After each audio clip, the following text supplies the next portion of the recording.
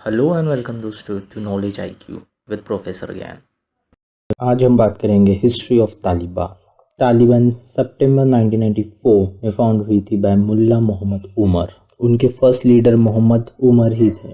इनके present leader की बात करें तो हिबातुल्लाह अखुंज़ादा इनके प्रेजेंट लीडर है। ये मूवमेंट स्टार्ट हुआ था सिर्फ 50 स्टूडेंट से और स्लोली ये इंक्रीज होते गया और आज इस ग्रुप की बात करें तो 2 लाख फाइटर्स तालिबान के पास है। आज हम यही डिस्कस करेंगे मोहम्मद उमर के साथ क्या हुआ था कि उनको तालिबान जैसे ग्रुप को बना। ये बात है 1992 की, जब उमर सांग ए हिसार मदरसा में पढ़ाई करते थे। ये मदरसा माईवाड़ में मौजूद था जो कि नॉर्दर्न कांडाहार प्रोविंस में है। मोहम्मद उमर इस बात से खुश नहीं थे कि इस्लामिक लॉ अफगानिस्तान में कम्युनिस्ट रूल में इंस्टॉल नहीं हुआ था और देखते ही देखते within a month 15,000 student ने उनका ग्रुप ज्वाइन किया। ये 15,000 स्टूडेंट्स अफगान रिफ्यूजीज थे फ्रॉम रिलीजन स्कूल और मदरसास। Taliban in an effort to support the anti Soviet insurgency, US government ने बुक्स प्रोवाइड करना स्टार्ट किया स्कूल्स में, जिसमें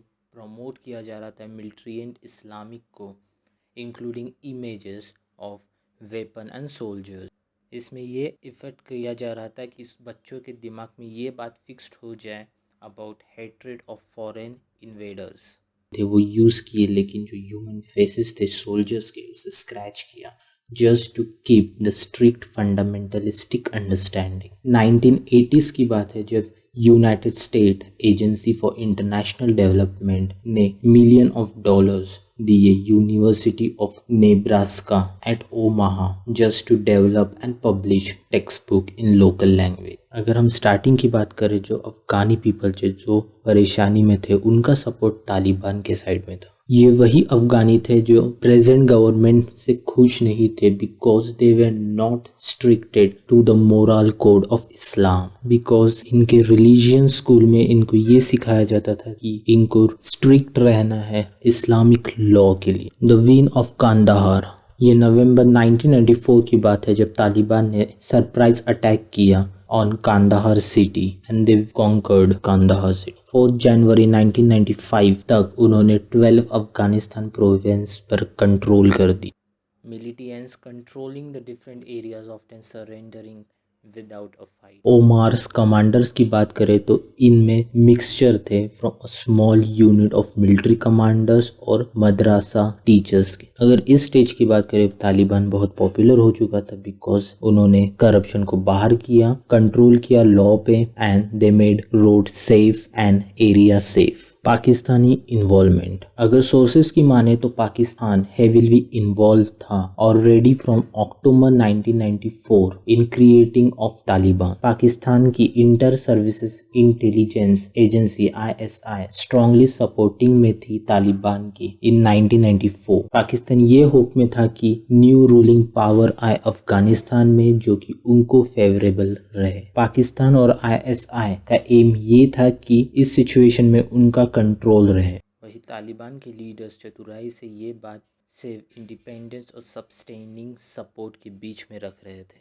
इस सपोर्ट में सबसे बड़ा नाम था पाकिस्तान की तरफ से जनरल नसीरुल्लाह बाबर, जो मेनली ये सोच रहे थे in terms of geopolitic opening a trade route of Central Asia. September 1996 अब तालिबान इस प्लानिंग में था कि उनका power control all over Afghanistan कैसे हो। तालिबान ने एक्सपैंड करने के लिए स्टार्ट किया फ्रॉम कांदाहार बेस। उन्होंने बहुत बड़े बड़े एरिया टेरिटरीज को हासिल भी किया। ये अर्ली 1995 की बात है जब तालिबान काबुल की तरफ जा रहा था, बट उनको एक डेवेस्टेटिंग डिफीट मिली by the government force of Islamic State of Afghanistan under the command of Ahmad Shah Masood. इस हार के बाद जब तालिबान रिटर्न जा रहे थे काबुल से, तो तालिबान फाइटर्स ने सिटी पर अटैक किया, बहुत सारे सिविलियंस की जान भी गई। मीडिया रिपोर्ट्स की माने तो मार्च 1995 में जब तालिबान ने अटैक किया सिटी और सिविलियंस पे, जो अफगानी उनके सपोर्ट में थे उनको सपोर्ट खोना पड़ा, क्योंकि अफगानिस्तान के लोगों को लगने लगा कि ये भी एक अनदर पार्टी है पावर हंग्री के। बहुत सारे डिफीट के बाद एट लास्ट तालिबान का control western city of Herat पर हुआ ऑन 5 सितंबर 1995। अफगानिस्तान गवर्नमेंट ने ये एलिगेशन पाकिस्तान पे लगाया कि उन्होंने हेल्प की तालिबान की। ठीक उसके दूसरे दिन लार्ज मॉब ने अटैक किया पाकिस्तानी एम्बेसी पर इन काबुल। ये दिन था 26 सितंबर 1996 जब तालिबान ने प्लान किया मेजर अटैक। मसूद ने ऑर्डर दिया full withdraw from Kabul to continue anti Taliban resistance in north western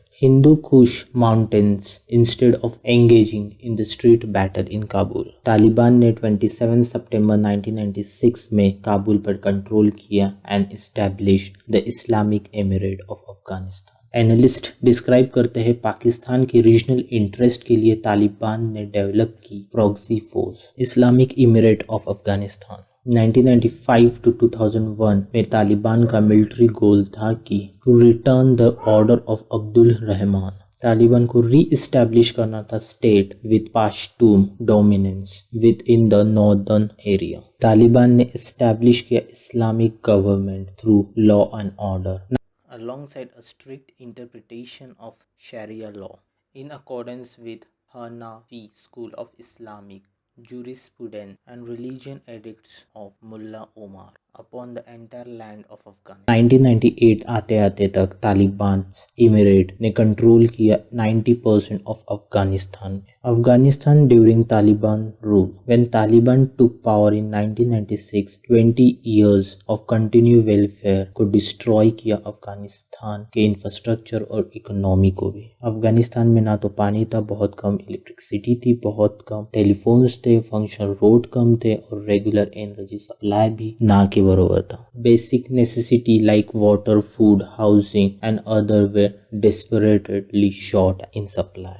in addition clan और फैमिली स्ट्रक्चर जो कि प्रोवाइड था अफगानिस्तान के लिए with social and economic safety was also badly destroyed. Infant mortality भी अफगानिस्तान की हाईएस्ट थी पूरे वर्ल्ड में। अफगानिस्तान की इतनी बुरी हालत हो चुकी थी, उनके क्वार्टर ऑफ चिल्ड्रंस की डेथ हो रही थी before reaching their 5th birthday. ये डेथ रेट इतना ज़्यादा था अगर कंपेयर करें दूसरे डेवलपिंग कंट्रीज के साथ। International charitable and development organization, non governmental organization और एनजीओज, ये NGOs food supply, employment, reconstruction और अदर सर्विसेज प्रोवाइड कर रही थी। बट तालिबान हाईली डाउटफुल था टुवर्ड्स द हेल्प। इस वजह से 1 मिलियन डेथ हो चुकी थी और विडोज की बात करें तो 98,000 विडोज थी 1998 में। Human trafficking, operation of women, violation against civilians, violation against aid workers and Christians, restriction of modern education।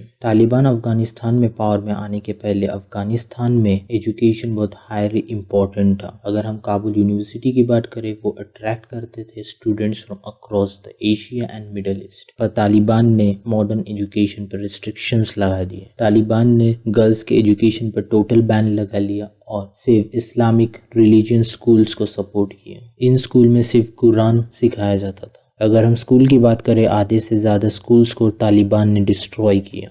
Taliban ने कई बार ब्रूटल अटैक किए टीचर्स और स्टूडेंट्स पर और थ्रेट तक इशू किया against parents and teachers. As per 1998 UNICEF report 9 out of 10 girls and 2 out of 3 boys did not enrol in school. साल 2000 आते आते 4 से 5% अफगानिस्तान बच्चे ही प्राइमरी स्कूल में इनरोल हुए। अगर हायर स्कूल की बात करें, ये नंबर इससे भी कम होता है। अगर अटैक्स की बात करें, जब तालिबान पावर से चला गया उसके बाद भी तालिबान कंटिन्यूसली अटैक करते रहा स्कूल कॉलेजेस पे and they were strictly against girls education. एक सर्वे हुआ दिसंबर 2017 में by united nation office for coordination humanitarian affairs द्वारा OCHA report that over 1000 school have been destroyed, damaged और ऑक्यूपाइड। 100 से ज़्यादा स्टूडेंट और टीचर्स को मारा गया by Taliban. Discrimination against Hindu and Sikhs Afghanistan में हिस्टोरिक टाइम से रहते आ रहे हैं। हिंदू और सिख प्रोमिनेंट माइनॉरिटी में आते हैं अफगानिस्तान के in terms of development of academy and businesses. After Afghan civil war Sikh और हिंदू ने अफगानिस्तान से माइग्रेट किया इंडिया और अदर नेशंस की तरफ। तालिबान के ऑक्यूपेशन के बाद अफगानिस्तान में तालिबान ने स्ट्रिक्ट शारिया लॉ को इम्पोज किया। तालिबान की ये पार्शलिटी क्लियरली दिखाई दे रही थी अफगानिस्तान में against Hindu and Sikhs. Therefore Hindu and Sikhs started migrate होना स्टार्ट किए। Ban on entertainment and recreational activities. Cultural mass murder. Taliban ने फोर्स किया cultural mass murder on Afghan people. उन्होंने डिस्ट्रॉय किए historic and cultural text, artifact and scriptures. On 11 अगस्त 1998 तालिबान ने destroy की पूरी उमरी पब्लिक लाइब्रेरी। इस पब्लिक लाइब्रेरी में ओवर 55,000 बुक्स थे और ओल्ड मैन्यूस्क्रिप्ट्स का कलेक्शन था, जिसे अफगानिस्तान में one of the most valuable और ब्यूटीफुल कलेक्शन कहा जाता था because it represent their cultural. Taliban यही नहीं रुके,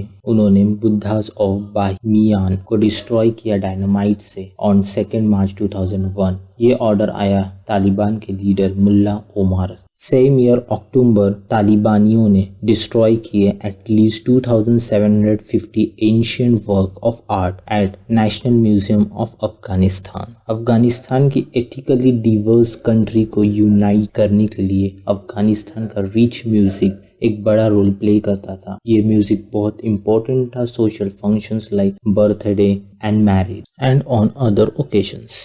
तालिबान के पावर में आने के बाद तालिबान ने स्ट्रिक्ट बैन लगा दिया म्यूजिक पे और खासकर अफगानिस्तान के फोक म्यूजिक पर। और यही नहीं, उन्होंने अटैक करना शुरू किया अफगानिस्तान के musicians. Removal of Taliban. America पे 9/11 के अटैक के बाद तालिबान को ग्लोबल बैकलैश देखना पड़ा मोस्ट ऑफ द कंट्रीज से एक्सेप्ट पाकिस्तान। तालिबान का रिकॉग्निशन भी रिमूव कर दिया गया एज अफगानिस्तान गवर्नमेंट। 1 महीने बाद अमेरिकन ट्रूप्स ने मिलिट्री एक्शन लिया अफगानिस्तान में, bombing Taliban and al Qaeda camps. यही से वॉर की स्टार्ट हुई जो आज तक खत्म नहीं हुआ। 20 सितंबर 2001 में यूएस प्रेसिडेंट जॉर्ज बुश ने ये कहा टेंटेटिवली कि अलकायदा 9/11 अटैक में शामिल है। यूएस प्रेसिडेंट ने साथ में ये भी कहा अलकायदा के लीडर्स का ग्रेट इन्फ्लुएंस है अफगानिस्तान पे और वो सपोर्ट कर रहा तालिबान को for controlling the country. US president ने क्रिटिसाइज किया तालिबान गवर्नमेंट को और कहा